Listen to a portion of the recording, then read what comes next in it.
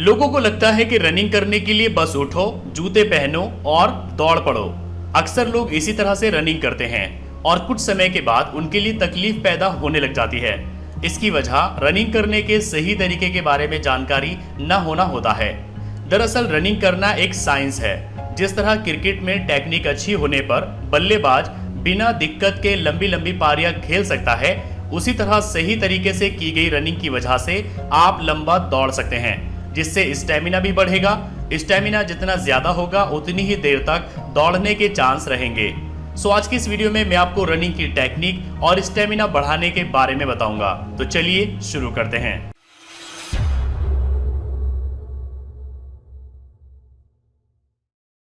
पहले हम बात करते हैं रनिंग करने का सही तरीका क्या है। नंबर फर्स्ट, सिर की पोजीशन। कुछ लोग होते हैं जो कि रनिंग करते हुए कभी नीचे देखते हैं, कभी ऊपर, तो कभी दाएं बाएं नजर घुमाते रहते हैं। ये रनिंग करने का बिल्कुल ही गलत तरीका है।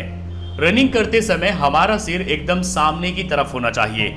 अगर सिर नीचे या ऊपर की तरफ झुका रहेगा तो गर्दन की मांसपेशियों में खिंचाव आ सकता है।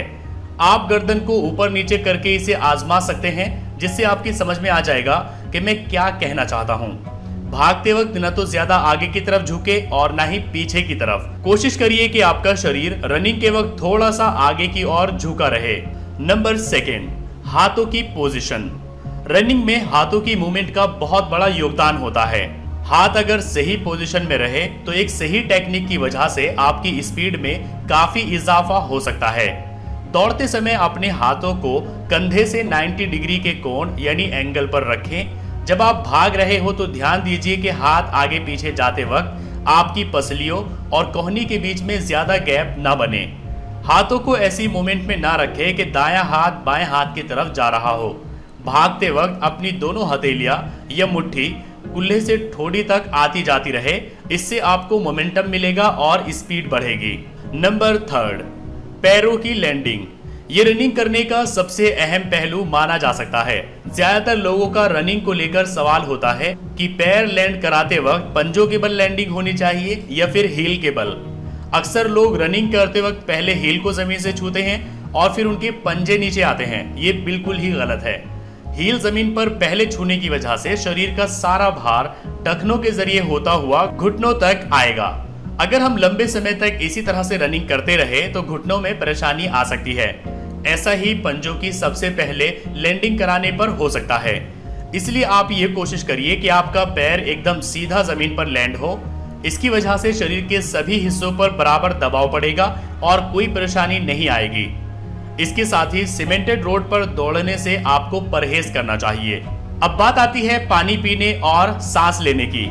दौड़ने से 5-10 मिनट पहले आप थोड़ा पानी अपने हिसाब से पी सकते हैं, लेकिन आपको दौड़ने से पहले ज्यादा पानी नहीं पीना चाहिए।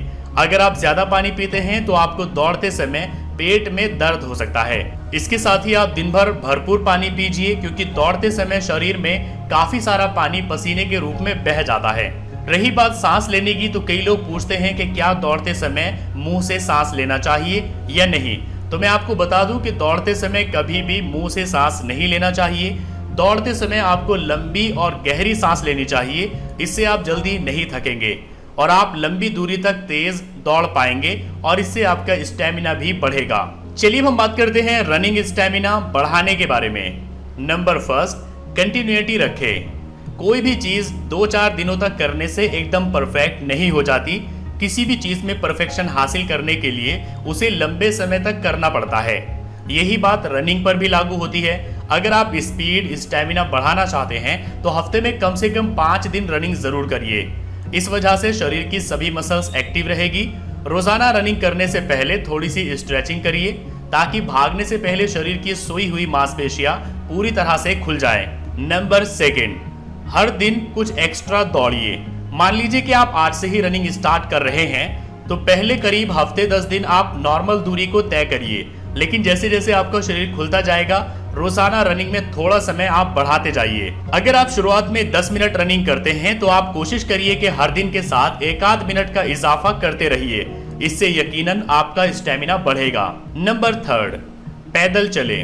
वॉक करने से भी स्टेमिना बढ़ाया जा सकता है। आपने लोगों को पार्कों में घूमते और टहलते देखा होगा। ज्यादातर लोग एक ही रफ्तार से चलते रहते हैं, लेकिन इससे शरीर को ज्यादा फायदा नहीं होता है। अगर शरीर पर इफेक्ट और स्टेमिना बढ़ते हुए देखना चाहते हैं तो हर चक्कर के साथ आप स्पीड को बढ़ाइए।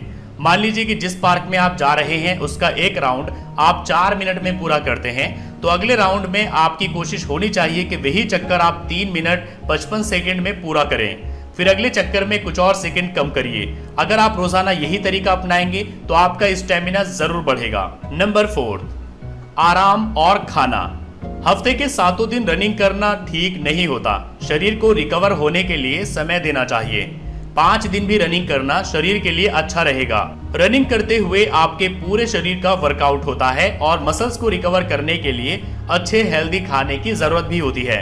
इसलिए आप पौष्टिक खाना खाइए ताकि इससे आपके शरीर को फायदा पहुंचे। नंबर 5, अपनी लिमिट को पुश करिए। जब तक आप अपने कंफर्ट जोन से बाहर नहीं निकलेंगे तब तक मनचाहा रिजल्ट आप हासिल नहीं कर सकेंगे।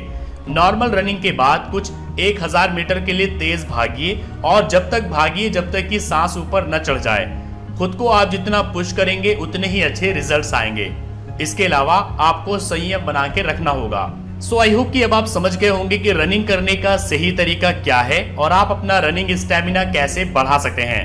अगर आपको वीडियो पसंद आया है तो लाइक करिए, अपने फ्रेंड्स के साथ शेयर करिए और अगर आपके मन में कोई कंफ्यूजन है तो आप नीचे कमेंट करके पूछ सकते हैं।